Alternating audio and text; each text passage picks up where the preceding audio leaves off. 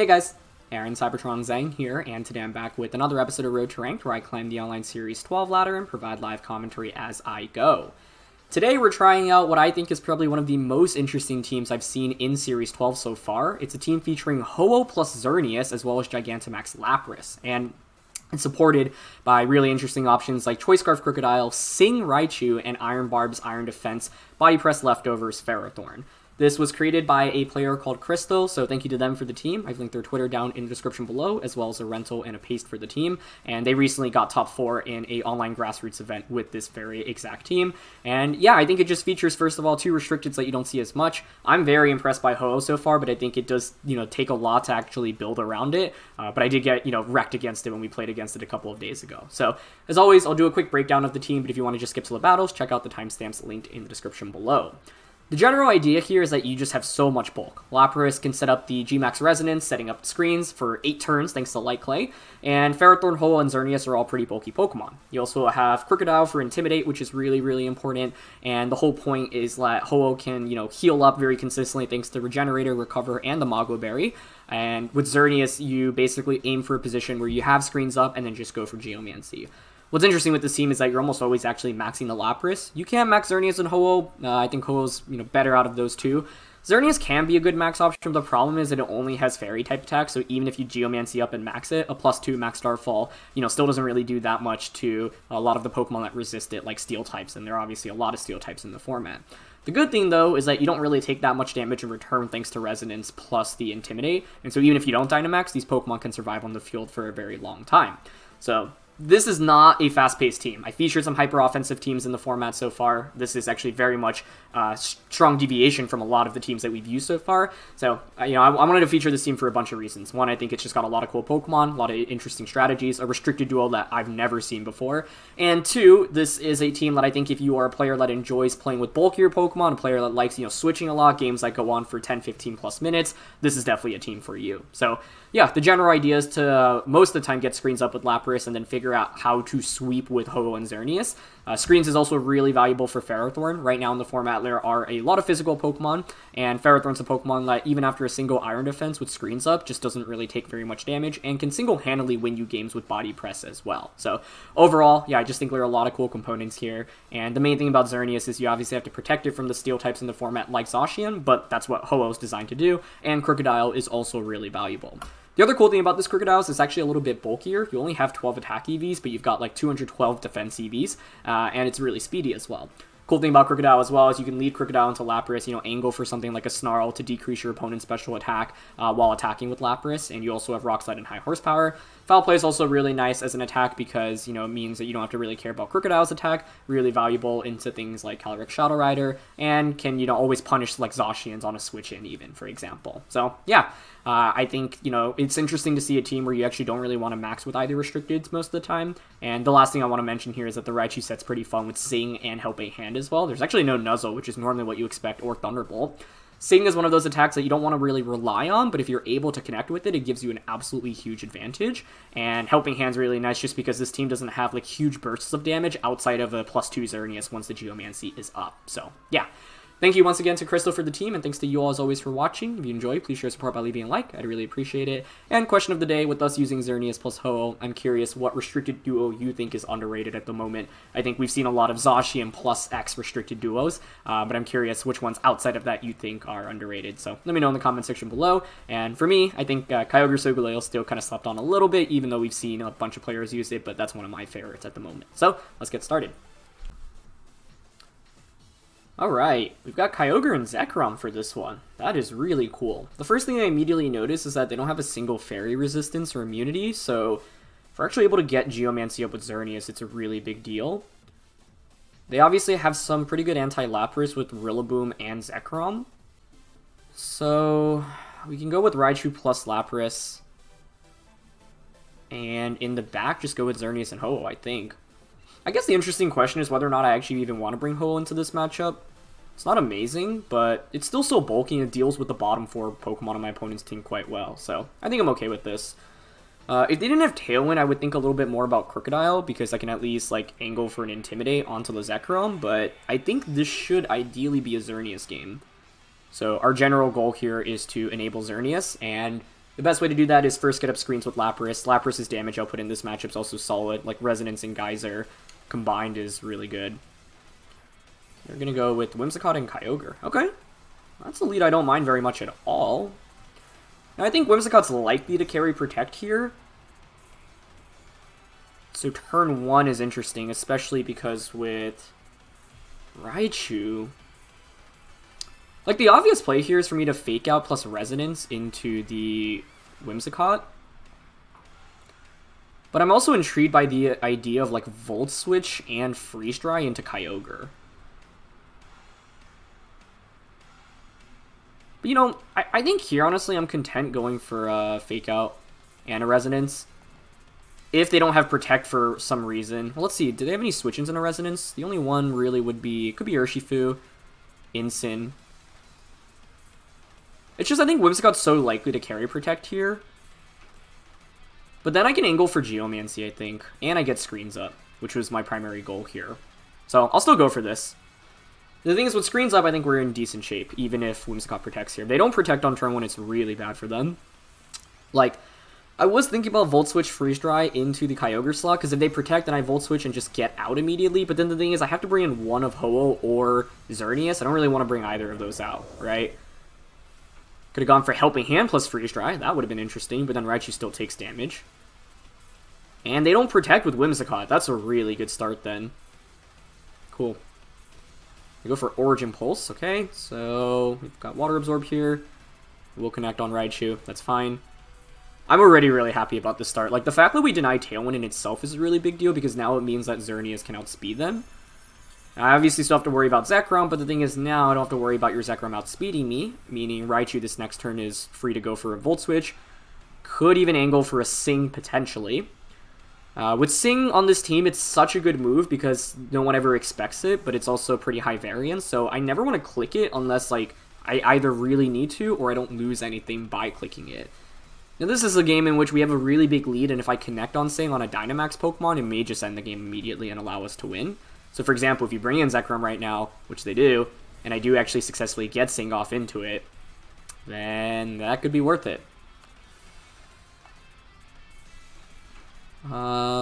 Yeah, honestly, like, I'd normally be a little bit cautious about going for it, but I think here, if we hit it, we actually just win the game. Like, I just don't think my opponent can come back from that. So, I'm down to Sing it and target Zekrom here.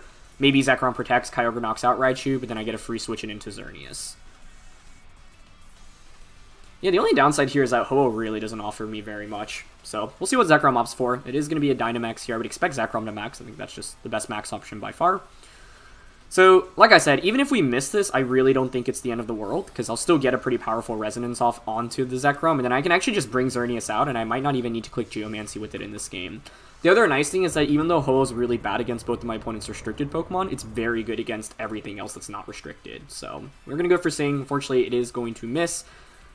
They're actually faster with Kyogre. Oh, interesting. Okay. I guess that's not, like, super surprising. But, you know, you can see there where it's like, what's a better play? I could have gone for Helping Hand, actually. That's not a terrible option. They're going to go for Lightning here, but we should survive. With screens up. Beautiful. Not even a 2-hit KO, although now they will have Electric Terrain, so they'll obviously do more damage. But that's fine. More importantly, I'll get a pretty powerful Resonance off here and a free switch into the Xerneas, which is what I was angling for. Maybe Helping Hand was just better there, but I do... Oh, you are Weakness Policy. Okay, that's interesting. That is very interesting. Yeah, we'll bring Xerneas out here.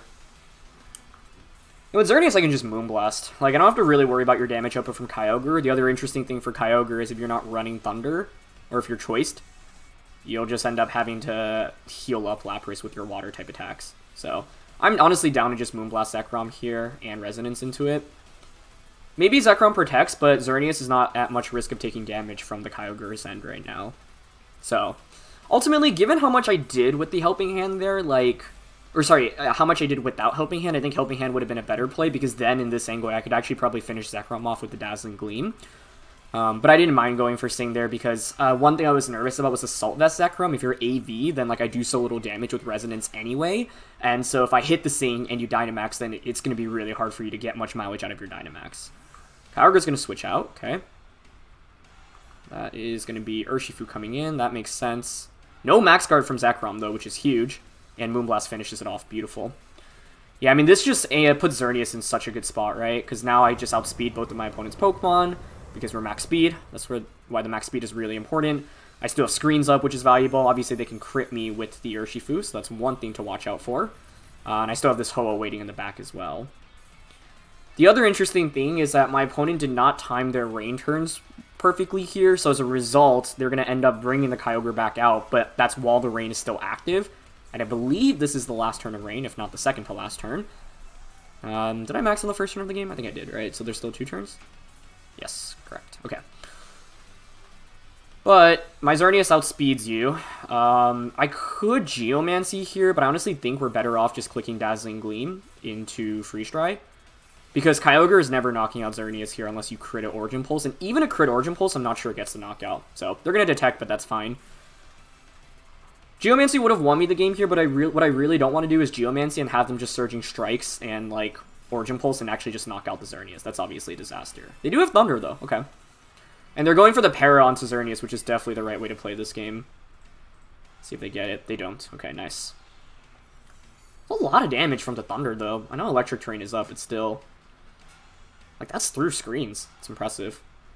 Okay, we'll just go for a Gleam now again, and this time around, since Urshifu protected, I'm willing to Freeze Dry into that slot. Well, I guess you could angle for the double protect here, because Gleam actually won't finish off Kyogre. That's a little bit scary. Okay, they don't go for the double, though. I don't think Aqua Jet should KO us here. Beautiful. And they were Life Orb Urshifu as well. Wow. A lot of surprises here. I think ultimately what won us the game is that the Xerneas just was like faster than my opponent the entire game. So we didn't even need Geomancy in this game, but this is the thing. My opponent didn't have a single Fairy resistance or immunity, so as a result, the Xerneas can just outspeed and KO everything, right? If you don't get Tailwind up. And like you can imagine, if we hit the Sing, this game just would have been over even quicker.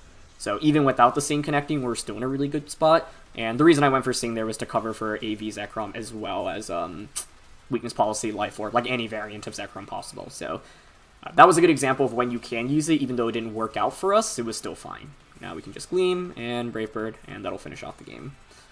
So we didn't even end up bringing Ho-Oh out here, but Ho-Oh is really nice late game insurance, especially if they brought the Rillaboom, which, you know, is really good into Lapras specifically. And so this was mainly all about Xerneas, and you can see how even without Geomancy, Xerneas can thrive, but of course we ran into a pretty favorable matchup for it, where my opponent didn't have any Steel types, and Steel types are obviously everywhere in the format right now with Solgaleo, Dialga, Zacian, obviously in particular. So yeah, that was a great game for the team, so let's keep things going.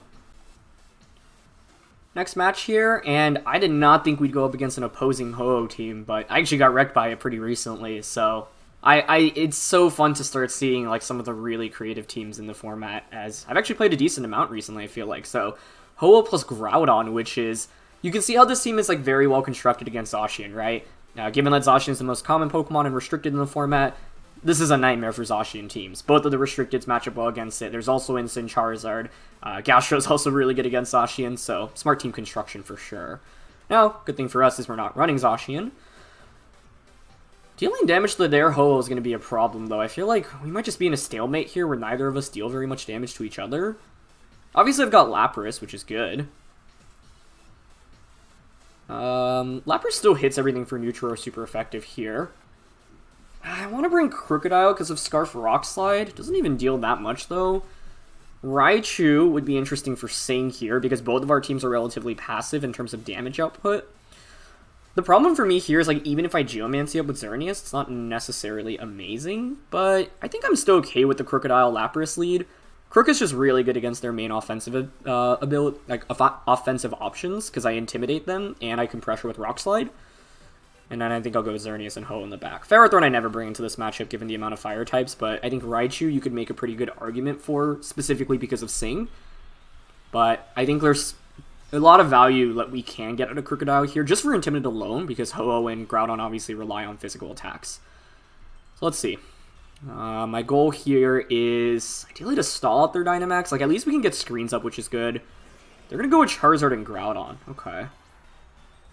This is actually pretty scary for Lapras, I think, because they can obviously just max the Charizard and go for GMax Wildfire. And with the Sun up, I don't know how well I take that. Yeah, that's scary. I wouldn't think it one-shots Lapras, but this is such a powerful attack. I've got Snarled here, though. I think we Snarl here. Snarl, Max, Resonance. I'm just nervous about Policy Groudon, so I could change the weather with the Geyser, but is that worth it? It drastically reduces Charizard's damage output the next turn. Snarl Geyser this turn into... I'm just not confident on Lapras surviving. So, I think I will go for Snarl, Max, and I will Resonance into the Groudon slot here. Okay, Charizard switches out. Into Incin. Okay. I think that's great for me one way or another. Even if you're Policy Groudon here, I'm not that worried. So we've seen Incin, Groudon, and Charizard. Krookodile got the Intimidate off. I wouldn't be surprised if Groudon angles for like a Swords Dance here, but then I get a pretty powerful Resonance off. More importantly, I still have screens up. I thought Ho-Oh was going to be the primary problem for me in this matchup, so the fact that it hasn't even come out yet is at least a good start, but the problem is now I've Dynamax first, and my opponent can be played towards like a late game Ho-Oh, which could be very scary here. Okay, Groudon just protects, so that makes sense. The Geyser play I was thinking a Charizard would have been pretty cool, but I'm fine with how this plays out, because I thought a Wildfire turn 1 would just be really deadly. The smart thing for my opponent, though, is that they've obviously conserved their Dynamax now, so they're going to have that advantage going towards the late game. Now, my main question is the Groudon Policy? But even if you are, I have screens up, and you'd only be at +1 attack, so it's not really the end of the world for us by any means. And it looks like Resonance there would have actually just KO'd Groudon if they did not protect, and that's the strength of using Blizzard as your base move. So, now we've got screens up for the next 8 turns, which is great. And no Policy either. Okay. I think here I'm willing, because I got the Intimidate, to switch into Ho-Oh. Could be a Xerneas angle as well. I mean, they're going to have, what, Ho-Oh and Charizard in the back? Xerneas is not that great in general. But I'm intrigued by the idea of switching out into Xerneas this turn and Geysering, because then I actually get Xerneas out in the right position where then I can Geomancy the subsequent turn. The thing is here, they should probably just parting shot with Incineroar, to be honest. But I think Groudon's not really that much of a threat with them being intimidated and screens being up right now. So I'm willing to make this switch. Because the thing is, I want to extract value from Ho-Oh, or sorry, from Xerneas in this game, and in order to extract value from it, I probably need to set up a Geomancy. Okay, Groudon switches out. That's interesting, because nothing can really take a Geyser or Resonance really well in their team. It's going to be Charizard coming in, okay? And Incin here did not go for a Fake Out, which is smart. That's great damage from Geyser, though, especially considering the sun was up. Like, I'll take that. I did miss out on an opportunity to target the Charizard slot there, so it's probably parting shot now, and then you go back out into the Groudon, which makes sense, but I'm okay with that. Like I said, though, my opponents conserve their Dynamax quite well, so that's going to give them a nice advantage, and I had the opportunity to just go for a Geyser onto the Groudon switch out there, which would have covered for any switch-in option, because you're likely going to have Ho-Oh as your final Pokemon, so that may have just been a better play. Either way, though, there is the Groudon coming back out.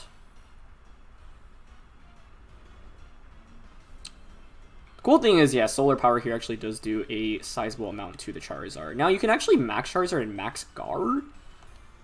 Xerneas will just get wrecked by a GMax Wildfire, which is a little bit scary here. But I think I'm okay with the idea of Geomancy here, and then Geyser into Groudon, because this always changes the weather, at least. I think Charizard here might just be willing to go for GMax Wildfire onto the Xerneas slot.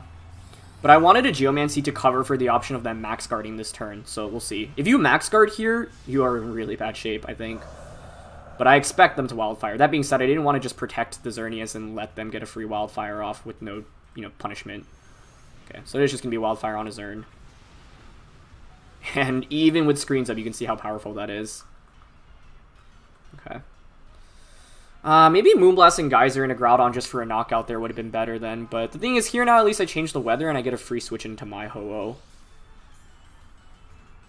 They conserve their Dynamax really well, though. The thing is that Xerneas was never going to do that much for me in this matchup, but I think I missed out on a big opportunity on turn 2 of the game after I had gotten the Resonance off initially.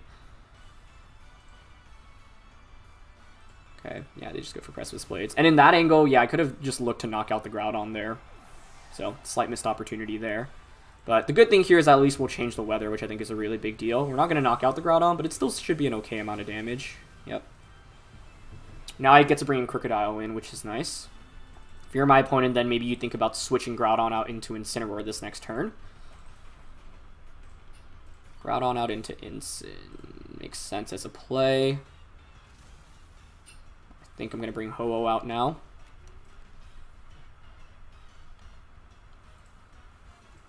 Their last one should be Ho-Oh as well. The good thing is I have screens, but the bad thing is I'm losing some HP every turn, and now my opponent has 2 more turns of Dynamax, whereas I obviously am done with my Dynamax. So, let's see. I guess you could just attack with Charizard here as well, and just Wildfire anyway. That's another possibility.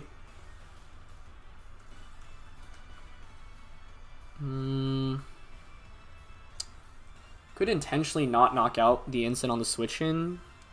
But I think here, honestly, I'm down to just Brave Bird and Hydro into Groudon. Yeah, this was a really interesting matchup.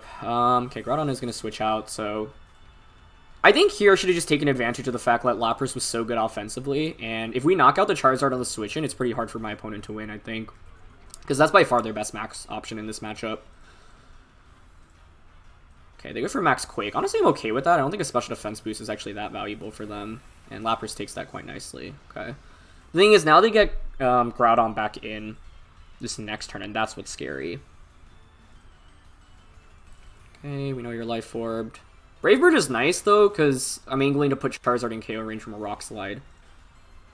Okay, we don't miss Hydro. Nice. And I honestly wanted to eliminate Incin here to stop their Fake Outs and Intimidates.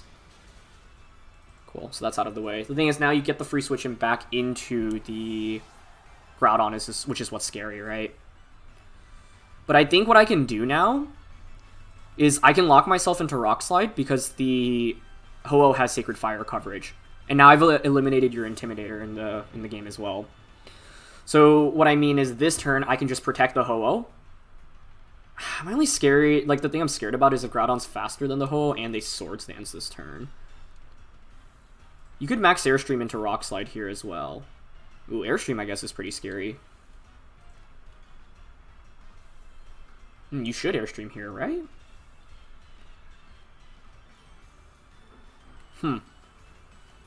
Like, can I get away with protecting here? Because then the problem is the Charizard might just one-shot my Krookodile. Yeah. That actually kind of stops my idea of the Scarf stuff. Okay. I'm going to protect here. I went for Hydro on a Charizard, but I think it's better to target Groudon. I don't think Lapras survives the turn anyway, though. Especially since they have so much offense here. Yep, so there's Airstream. Okay, they target Lapras, which is fine. I could have switched the Ho-Oh out, which would have been interesting. My question is basically, can Krookodile take an attack from the Charizard? Yeah, they went for Rock Slide. I could have angled for Sacred Fire there immediately, which also may have been better. So their max is over now. I do get an Intimidate off, and I'm faster. And I still have screens up, I guess, which is also an important part here for us. I think we absolutely had the right tools to win this game, though, so if I lose, it's mainly off execution. Like, I got very little value out of Xerneas, and I could have Moonblasted there, and the turn Charizard switched in. I could have gotten a Resonance or Geyser onto that slot, rather than targeting the opposing slot. Still have 3 turns of Aurora Veil, which is very good, obviously. Yeah, I mean, I think here I just Sacred Fire and Rock Slide. I may have also been better off just going for Sacred Fire last turn. Okay, they've got Solar Beam. You should Solar Beam Precipice Blades here, right? I could see them going for Rock Slide as well. Let's see how well Crook can take this, if it can even take it. Is that a crit, or does it just one-shot? Wow, it does just get the one-hit KO. Okay, impressive. Charizard put in a lot of work here, and it's because my opponent stalled out my... Okay, they're gonna Rock Slide. I do survive. Get the Sacred Fire off. We would need a burn here to have a chance, but no burn either. They played very well with Charizard in this one. Which feels bad, because I feel like I have a really good matchup here, honestly. Still don't think it's 100% over, so I'm going to play it out. But the main problem is I didn't do enough damage in the early game, and, like, missing the Moonblast on a Groudon play was bad. Because I was hoping Charizard would, like, consider max guarding in that position, but they didn't really have too much reason to. I was also thinking Krookodile would survive there, honestly, with screens, but Charizard in the sun is just an absolute monster against this team. And they did a fantastic job stalling out my Dynamax early on. The interesting thing here is that Air Slash would actually probably activate my Berry. So I actually let them get the Air Slash off, KO them. And, like, if for some reason their Ho-Oh doesn't have Recover, I can actually win this still, I think. So we should survive this. That should activate my Berry now. The big deal in this game was them getting that Max Airstream off in the last turn. I needed Krookodile out so I could just outspeed and Rock Slide, but the Max Airstream... Like, I didn't have great counterplay there other than maybe going for Sacred Fire on a Groudon there. They are going to connect on Rock Slide. This might just KO us. Okay, I do survive. So if I outspeed their Ho-Oh... actually, they flinch us anyway. This was an interesting one, because we both had the right tools to win, I think. Yeah, Ho-Oh's their last one. Nicely done on their end. My main regret was the turn after... Like, after turn 1, after Groudon protected, I had a really big opportunity to just Geyser the Groudon slot. And that would have nailed any switch in, because it's... Especially once Incin is revealed at that point. And with their lead, it's pretty unlikely that they had Gastrodon in the back, and that was the main thing I had to worry about. So they made a risky switch into Charizard on turn 2, but it paid off really, really heavily, and they did a great job stalling out my Dynamax as well. So I'd say the main missed opportunities in this game were not KOing Charizard the turn it switched in relatively freely, and then not Moonblasting the Groudon, because if we had Moonblasted Groudon, it would have been in KO range at least. And the other downside is that they were able to get that single speed boost on a Krookodile or Charizard, allowing them to outspeed us. So yeah, I was thinking we could survive the Solar Beam there, but Charizard in the sun is just too much of a monster, especially with that Life Orb as well. And they also ultimately had Solar Beam, right? Because with that Charizard... So they had Solar Beam, Air Slash, Max Quake, and Fire... Well, Fire type attack, so they didn't have Protect on it, which is interesting. I feel like that's not super common on non-Assault Vest sets, but that's really intriguing. So yeah, I think I could have also asked myself whether or not I should have brought Xerneas out into this matchup. I still think the answer is yes, but I think I didn't need to angle for a Geomancy because it doesn't help me survive attacks any better. I mean, it helps against the Charizard if I get it off before they Wildfire me, but Charizard's obviously faster. So yeah, the main thing was they positioned their Charizard perfectly, and I was in a position to threaten it offensively, and I didn't do that very well, and I get punished really heavily for it. So great execution by them. But this is one in which we had the right tools, just needed to execute a little bit better. But let's look for one more. Before we do, we can actually check our opponent's team there. So it was actually Chartiberry, and they had Recover on the Ho-Oh, so that would have been a pretty tough one either way. Figgy on the Ensign, Assault Vest on Goodra, which is really cool. Citrus on Groudon. They did have Swords Dance, that also makes things scarier. Life Orb on Charizard, yep, no Protect, as we know. And Lefty's Gastro. So, yeah. The main thing I needed to do in this game was eliminate Charizard. But the thing is, even if I did, Swords Dance Groudon's actually a really big problem for us as well. So, the restricted matchup here, I think, is really intriguing to me. But, yeah, I think, like, Xerneas, unfortunately, just doesn't contribute very much here, but I should have recognized that and just realized I need to go for Moonblast with it rather than Geomancy, at least get some value out of it. Ferrothorn's terrible here, and Raichu, like I said, you could bring for Sing, and I was really thinking about it, but I don't feel great about dropping Xerneas for Raichu here. So, yeah. In a best of 3, though, I actually really would consider it because it's, like, the matchup... It's not, like, amazing because of how the restricted interaction is. It feels pretty even, actually, but it's like Raichu, if you get a single Sing off, especially as a surprise attack, can give you a very big advantage. So, yeah. Either way, though, let's look for one last one. Alright, we've got Calyrex, Ice Rider, and Kyogre here, so somehow we actually don't go up against any Zacian teams today, which is interesting. This might be the matchup for Ferrothorn, I think. I don't like Krookodile here. They have Amoonguss, which is going to be annoying.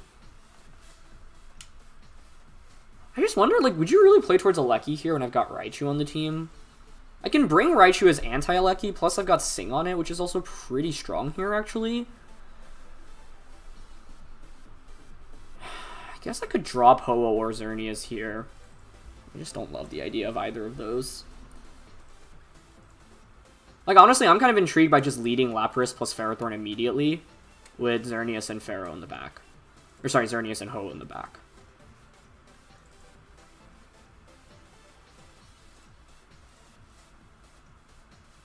If I were my opponent, though, what would I lead? You could lead Incineroar is scary. Dusclops Alecki, if you have Helping Hand, is what I'm really nervous about. And that's where, like, Raichu is so good, especially if you hit a Sing. Okay, I'm gonna go Raichu, Ferrothorn, Ho-Oh. If they actually play towards Alecki, despite me having Raichu on the team, it's a really good call on their end. So we'll see if they opt for it.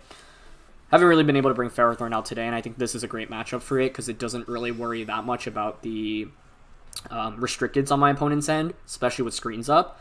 And they have Kyogre, so you can actually set up the rain, meaning you do less damage with Instance Flare Blitz as well. Dusclops Amoonguss. Okay, interesting. So this is obviously pretty passive. I'm very much okay with this, because I think Ferrothorn's very good here. The main question then I have to ask is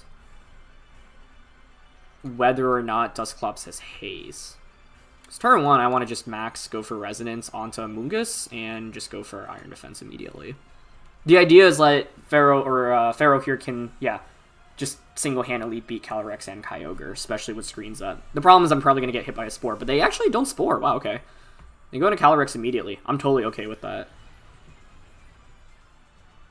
Cool. My question is whether or not they brought Kyogre as their last one. And this is my problem in bringing Raichu. If I bring Raichu out in this game, like, it's so bad under Trick Room, and it just doesn't offer me anything. And I think it's... I have to play towards Ferrothorn, and I don't have to, but I think it's a really good option.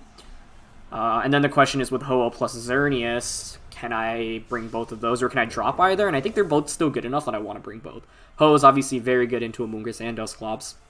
Xerneas is really good into Kyogre. So, we'll get a Resonance off. Most important thing here is I set up the screen, so even if you activate the policy on Calyrex, I'm not really that scared now. And more importantly, this is why I wanted to play towards Ferrothorn early on. And I'm curious if they have Instinct, because you would think Kyogre is their final Pokemon. So, yeah. I'm glad to finally feature a matchup where Ferro can be really good, because like so many teams in the format are pretty physically defensive, right? And so the idea is exactly to have a favorable matchup into stuff like this. It's hard to say what moves Dusclops is carrying. Like, you can run so many. Nightshade, Will-O-Wisp, Ally Switch. Shadow Sneak here, I think, is almost a guarantee. But I'm down to Geyser into Calyrex here. And go for a Leech Seed. Like I said, even if you activate the policy on Calyrex, I'm really not that scared. Especially with us being at +2 defense. Haze is my main question. I think Haze is also a really good move because there's so many Pokemon that like to set up. But the thing is, if you're going for Haze, it means you're not activating the weakness policy this turn, and that's in itself is pretty good. Plus, I have the screens up, which is also good. So, like, Calyrex is not really threatening with too much damage this turn. I also like Leech Seed over Body Pressing this turn because there's a chance that they have Ally Switch on Dusclops. They just go for Shadow Sneak, which I'm okay with. +2 here with screens up is not KOing anyone, but you could be Max Knuckle onto Ferro, which would then get them to +3. But Ferro being faster here under Trick Room is also what makes this matchup really nice for us. And they just go for Quake. Perfect. Let's see how much this does. They target Ferro, but yeah, that did, what, 47 damage total, and after Leftovers and Leech Seed, I'm probably just going to be back to almost full HP. So, this is one in which, like, I think the lead single-handedly gave us a absolutely huge advantage. But this game's not over by any means, and, like, I do so little damage to Calyrex right now since, you know, they are able to get special defense boosts. And, of course, they have one extra turn of Dynamax relative to where I am in this state of the game. But them dealing damage to Ferrothorn in general is going to be very tricky. The problem is that I can't really deal very much to Body Press onto Amoonguss, and I literally cannot deal damage to Dusclops at all. So that makes things a little bit more difficult for us, but that's okay. Getting a Leech Seed on a Calyrex here is really, really nice. And I would normally target Dusclops, but, like, I just don't think it really offers my opponent anything, so I'm down to just target around it. Geyser and a Calyrex. Honestly, here I'm okay just going for Body Press as well. Just go for damage. Maybe they Ally Switch, but no Ally Switch comes out. And we're just slowly chipping away at Calyrex now. Okay, you do have Taunt on Dusclops, so it's Taunt, Shadow Sneak, Trick Room. Taunt makes things a little bit more difficult. And they go for Hailstorm. Okay, so you change the weather, that's smart. Now you get some residual damage as well, but this Ferrothorn is just an absolute beast. Now the thing is, I did miss out on an opportunity for another Iron Defense there, and that's a little bit frustrating, because then I'm really not taking much. So Geyser's going to do less, but I also get rid of the residual damage that you're doing via Hail. And, of course, I'm healing back with leftovers and Leech Seed still. So we're doing a pretty good job of like making sure the Calyrex just doesn't actually get very much off right now. And that's really big. Normally, if Calyrex is under Trick Room with Policy activated, it seems like an absolute disaster. But right now, it's actually fine for us. I think this next turn is what I'm mainly interested in, because obviously I can only click Body Press. So my main question now is, does the Dusclops have Ally Switch as your final move? Pain Split, Nightshade are both really good options, but Ally Switch in general is just so strong. How many turns of Trick Room do they have left as well? 2. Lapras isn't doing much for me here, and I could see them quaking it. So I'm honestly down to switch into Ho-Oh here. And if you have Ally Switch, so be it. I'm still not taking that much damage from your Calyrex, and if you don't have Ally Switch, Calyrex probably faints from the Body Press into Leech Seed this turn. So let's see if that is their final move. Okay, no Ally Switch comes out. That in itself is fantastic, and we actually just KO Calyrex there. Amazing. So this was just single-handedly a Ferrothorn game. Now the thing is, they can't get Kyogre out. That actually leads to the immediate DC. Okay. I don't think it was necessarily over, especially if they had Kyogre as their last one, but you can see that Nightshade was the last move on my opponent's Dusclops, so yeah, like, they just didn't have very good Ferrothorn answers to begin with, and with the lead, given how passive it was, like, their best bet into Ferrothorn was going to be either Water Spouts from Kyogre or Incin getting a Flare Blitz off Iron Defense, but as soon as we got that Iron Defense off on turn 1, it was really good. So you can see how in this game we were basically able to capitalize off my opponent having a relatively passive kind of duo with the lead, and that's exactly why I wanted to lead Ferrothorn. I also made the call that they wouldn't like play towards a Lecky, because I was nervous about Dusclops with the Lecky, especially if Dusclops had Helping Hand. The good thing for us here is that they didn't have Ally Switch, so we knew their full move set. And with that, yeah, that was just a Ferrothorn carry. So I'm glad to feature like some of the different modes with this team, where yeah, like, you know, we played towards Xerneas in the first one. The second game, like, Ho would have been really solid, I think, as well as... Well, Zern wasn't as good there. But yeah, it's interesting because somehow we actually didn't run into any Zacian teams, which is ideally what you'd like to go up against when using this team, since Ho plus Krookodile does really, really well into Zacian. But we definitely played an interesting mix here. And ultimately, I think that last game highlights how much of a threat Ferrothorn can be in the format. And it looks like ultimately my opponent didn't even bring... I'm guessing Kyogre was their last one over Incin. Kyogre's still decent against Ferrothorn thanks to the water type attacks, but yeah, this was one in which they just had very few answers into Ferro, and we had the best lead possible, honestly, and they didn't even go for Spore, so I got screens up as well. So you couldn't have asked for a better start. With the lack of Ally Switch, I was able to just actually, you know, KO the Calyrex while not taking much damage in return either. So screens goes a long way in shutting down the Calyrex, and the single Iron Defense was also very, very helpful. So yeah, that's going to be it for this one. You can see how different this team plays relative to a lot of the other teams in the format. It's a lot bulkier. Like I said, that second game, I think, just great execution by my opponent. They realized, hey, in order to win this, I need to get Charizard out in the right time, in the right spot. And I had an opportunity to punish them, but I missed it. And they really ran away with the game once they got Charizard in safely. But the good thing about a game like that is I can point out to multiple different opportunities that I missed out on. And so it's less about... yeah, like, me not having option is more about my opponent just playing better than I did. But the good thing is always, I mean, even though it stings to lose, if you can find plays that directly would impact the game dramatically, just, you know, one single change of an attack that you could have gone for, like I mentioned, geysering the Groudon on the switch out to cover for Charizard, or Ho-Oh coming in, or getting the Moonblast off in a Groudon, I think would have changed dramatically how that second game could have played out. So, yeah. But that's going to be it for this one, so thanks so much to Crystal for the team. Thanks to you all, as always, for watching. Leave a like if you enjoy. Don't forget to answer the question of the day. Feel free to try out the team yourselves, and I'll see you all next time. All right, peace.